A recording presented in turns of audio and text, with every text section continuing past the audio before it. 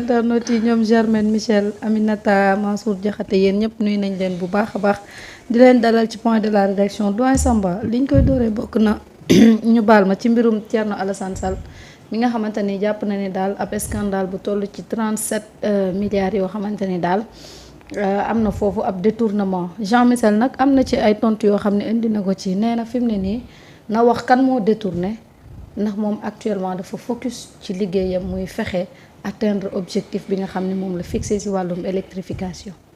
waaw loolu it de question bu am solo la. na wax kan moo détourné. waaw Jean Michel nee na wax kan moo détourné. ko defee rek ñu xam ku détourné. mais ay détournement. parce que boo xoolee li mu indi. ak date bi mu nekkee. benn Jean Michel fekkoon na nekkagul woon jëlagul woon service. mais na tudd ancien DG bi rek. kan la woon. ancien DG bi. man est-ce que nekkul ku sant kan sax ci jamonoy Macky Sall. bref ce problème de Azer là. c'est-à-dire que tey boo laajee Sénégalais yu bari au fond c'est quoi le problème. ils peuvent même pas te dire c'est quoi le problème exactement.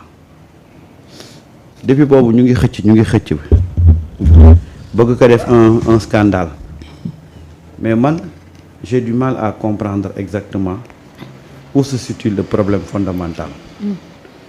Thierno dem na indi ay chiffres am mais chiffres yi boo ko voilà merci beaucoup Mansour Diakhaté Seydou Kane moo nekkoon DG bi foofu moo nekkoon DG bi foofu na interpeller le DG directement le DG sortant.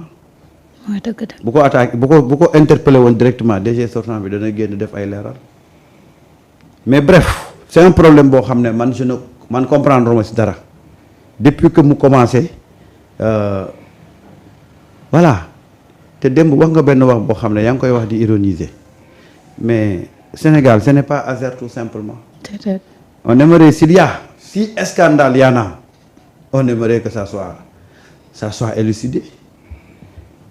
mais malheureusement démb gis nga ko def na conférence ba pare di laaj journaliste yi ku am question na posé journaliste yi ne ko waa baax na li nga wax yëpp baax na parce que en fait man dama jàpp ne ci sama lecture dama jàpp ne ni ma ñàkkee comprendre que conférence de presse am bi li mu ci wax yëpp loolu moo arrivé journaliste yi et c'est malheureux que aujourd'hui il y a d'autres questions beaucoup plus importantes on s'attarde sur une question boo xam ne tey kenn mënu la wax Thierno Alassane Sall en réalité lan la yor comme contenu lan la yor comme matière pour teg ko sur la place publique j'ai du mal à comprendre pendant ce temps yow ki ngay accuser mu ngi ci àll bi di taal. il faut pas vouloir s'agripper ci benn affaire bu ko def coûte que coûte scandale alors que nekku ko yow koy joxoñal le DG sortant porter ko plainte léegi ñu xam fi dëgg gi féete wala nga jël say responsabilités nga wax exactement tey lan kan moo impliqué wu ci li ngay wax mais vouloir prêcher le faux pour avoir le vrai loolu c'est pas une affaire de gentleman.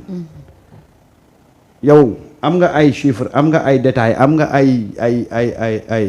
ay piste d'enquête mais teg ko ci place bi nga entamer une procédure judiciaire. mooy dëgg de. ko defee ñu xam mais bref c'est un problème boo xam ne vraiment on en a tellement parlé mais à chaque fois on revient sur les mêmes questions.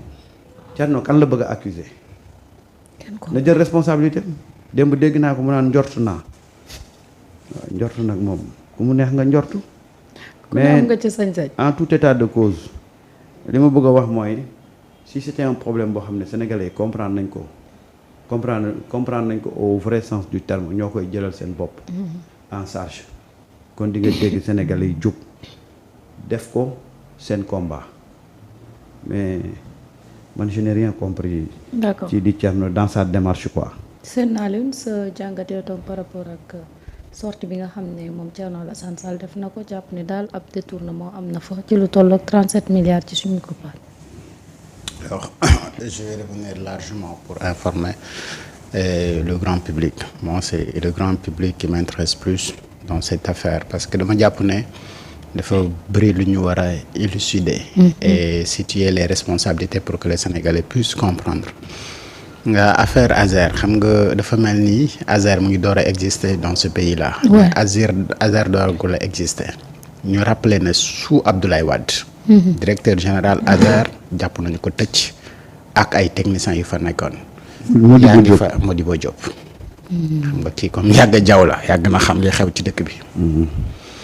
alors donc mu nekk agence moo xamante ni dañ fa yàgg relever donc des scandales mais gone gi fa nekk ni tey xam ne suñu rakk la ñun kon gone gu ndaw la. moom Jean Michel wala Jean Lampe comme man ni ma koy faral di wooyee bi mu fay ñëw dafa fekk ay mbir yu bëri yu looxoor yu bëree bëri yu teglantoo ñoo commencé si bi nga xamante ni moom moo commencé entre Azer ak Mina benn contrat bu nga xamante ni dafa amoon foofu en 2015 ba 2017 alors ñoom ñu signé benn contrat en décembre 2015 entre Azer ak la société Mina bi nga xamante ni Pape Ali Gueye moom moo ko doon gérer d'un montant de 71 milliards de nos francs CFA. Soxna Marieta contrat boobu noonu mu ngi soulever ay irrégularités yu métti yu nga xamante ni am na ci ba tolloog 24 milliards de nos francs CFA yu nga xamante ni dañ ko versé woon en avance non justifié boo xoolee lii ba léegi mu ngi ñëw ci li may bëgg a wax de ci li Thierno Alassane Sall di wax loolu nag mu ngi xewoon entre 2015 ba 2017 2015 ba 2017 ana kan moo nekkoon directeur général bu Azer mooy Seydou Kane alors maintenant dinañ ñëw ci Seydou Kane ak lien bi nga xamante ni am na ko ak AE Power ci contrat bi nga xamante ni moom laay bëgg a wax ci kanam un contrat gré à gré boo am c'est entre ñoom bu nga xamante ni c'est 91,8 milliards c'est un contrat gré mais ba léegi bu ñu desee si contrat bi nga xamante ni amoon na entre Mina ak Azer en 2015 jàpp 2017 dafa am léegi benn taux de remboursement bu nga xamante ni après dafa waroon am ci diggante bi taux de remboursement bi demoon ba 60% au lieu de 50%. ba léegi loolu nekk ay manquements yoo xamante ni yu doy waar la loolu ci kan la xew et tey bu ñu demee bay soulever des problèmes yu nga xamante ni kii fi ñëw daf ko hérité donc maintenant jógewul yemul foofu mu am benn marché mooy bi ma doon junj sànq. marché gré à gré bu am entre AE Power ak Azer. mais contrat boobu ñu ngi ko xaatim entre 2023 ba 2024 xam nga diggante boobu noonu. nguur gi soppeekuwul donc Seydou Kane moom moo nekkoon foofu mais Seydou Kane mii dafa am benn lien de représentation bu mu am ak entreprise boobee na nga xamante ni moom moo gagné marché gré à gré bi donc maanaam mooy jëlee ci bukki jox mbaar waaw. alors ñu ne la en février 2023 Azer dafa attribué benn marché sans appel d'offres gré à gré d'environ 91,8 milliards de nos francs CFA à AE Power EPC. Babou Diallo mooy directeur bi. Babou Diallo waaw Seydou Kane moo nekkoon représentant wu AE Power bi. right donc merci beaucoup pour précision yooyu. léegi AE Power. mi nga xamante ni Seydou Kane moom la doon représenté mais moom moo signé contrat ak Lifin ak Azer d'un contrat de 91,8 milliards environ. mais marché la bu nga xamante ni amul appel d'offre amul dara dañu yëkkati rek jox la ko seen coobare bopp léegi lan ngeen négocier ba waa ji war a mën a am ce contrat là est signé en février 2023 coow li ci fii la nekk ci contrat bi parce que wax ji yëpp 37 milliards yi ñuy laaj ak yëpp mu ngi ci biir 91,8 milliards yii nii donc ce détournement là la réponse elle est claire boo comprendre information bi ma la jox ne waaw mooy que ni ñi fi nekkoon. donc la sëñ bi Diallo mi nekkoon directeur u Azer moom lëkkaloo na ak benn représentant benn société bu tudd AE Power EPC bu nga xamante ni ci marché gré à gré environ de 91,8 milliards la ñu signé te Seydou Kane mii doon leen représenté et ñu bëri après nee nañ Seydou Kane mii moom moo activé gaa ñu bëri pour ñu défendre li nga xamante ni moom moo am parce que fii il s'agit de ay milliards yu bëri 91,8 milliards virgule ba rek 800 millions yi boo ko jëlee pour ku la défendre rek loolu moom lu bëri la. alors léegi dinaa ñëw léegi dañ ne la des documents douteux faux des impôts ak domaine yu nga xamante ni am na ci loolu xam nga relevé woon nañ ko. mais après bi entreprise espagnole bi gisee ni waa ji lim leen fournir ci ay information ay documents ay impôts ak yooyu yëpp dafa bëri yu nga xamante ni authentiqueul ci la xelam commencé woon di ñaaw donc si la ñu ñëwee ne Seydou mii nag léegi amatul ak ñoom benn lien. ñoom ñu bëgg a traiter directement ak ki nga xamante ni moom mooy. Mbaba. Azer alors mais Seydou Kane mii moom mi nekkoon intermédiaire bi ensuite dañ ko arrêté woon à Nanterre en lien avec cette affaire donc ci même mbir mi teewoon nañ ko à Nanterre donc muy mbir mu nga xamante ni Seydou mi yàgg na ko jaxase alors maintenant ce qu'on appelle les scandales de Azergate 2024-2025 li nga war a mën a retenir mooy ce dossier-là concerne un projet d'électrification de 1500 villages lii mooy problème bi de alors quand le nouveau directeur général moom Jean-Michel est venu dafa ne lii ngeen am ci marché bi possibilité yi war na weesu loolu gars yi renégocier contrat bi ba ñu yóbbu ko ci 1740 villages yoo nga xamante ni war nañu ko électrifier ñu financer ko mais par une avance de 56 millions d'euros environ 37 milliards 37 milliards lii de la gars yi laaj 37 milliards yi c'est-à-dire ci projet bi gars ñi dañu defoon ab contrat signé ko pour électrifier 1500 villages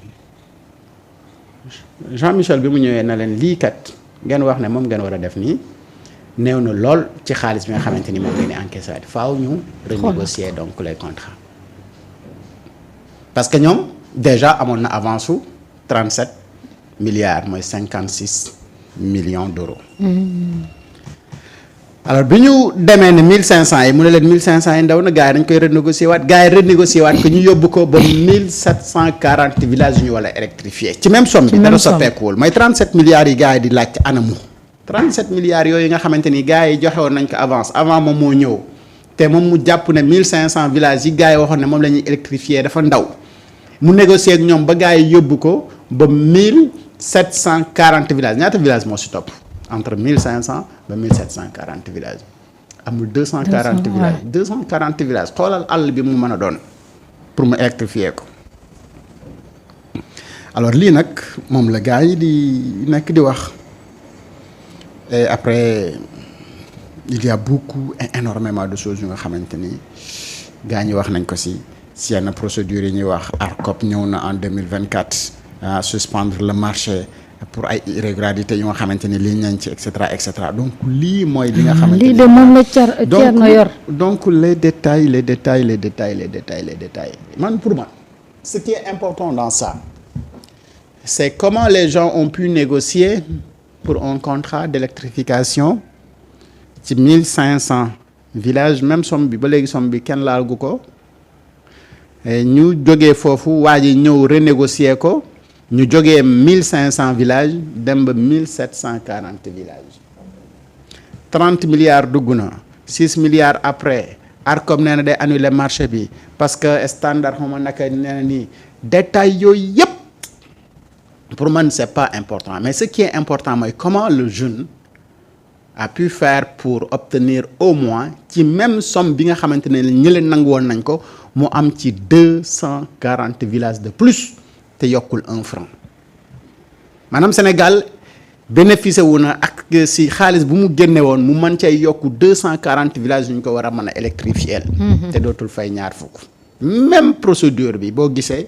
moom la gaa ñi defoon ak li nga xamante ne ñooy entrepreneurs yu doon tabax les écoles ñu amaat après ñaata salle de classe mu nekk ñaata école yu nga xamante ni Sénégal dafa waroon génnewaat xaalis pour dem parce que 240 villages yooyu noonu pour électrifier ko mais ça devait coûter beaucoup d'argent au Sénégal mais le jeune a pu négocier pour mu am ko donc kooku dañ ko war a féliciter dans toute chose nag il peut avoir des manquements donc dafa am ay institutions habilitées yu nga xamante ni ñoom ñoo koy war a mën a def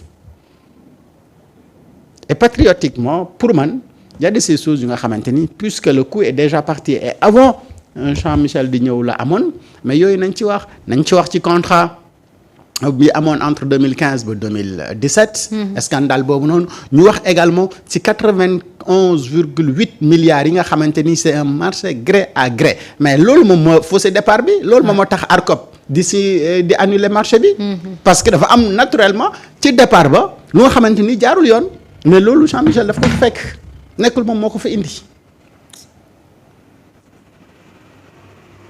du yaa ngi gis ci bureau bi ne am na benn poto bu kii ci sama akay bi. neexul ma amul nu ma waxulee borom kër gi nañ ko lijjantee mais dañ ne boo ko laalee rek immeuble bi mën naa mabbu je suis obligé de faire avec léegi moo tax xalaat naa ci taf seetu xalaat naa ci lii pour bu ci kenn gaañu.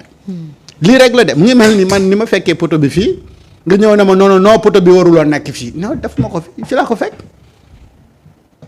aw ma ci choix aw ma ci choix je suis obligé maintenant nu may manager poto boobu rek laa fi mën a def misaal baa ngi nii de.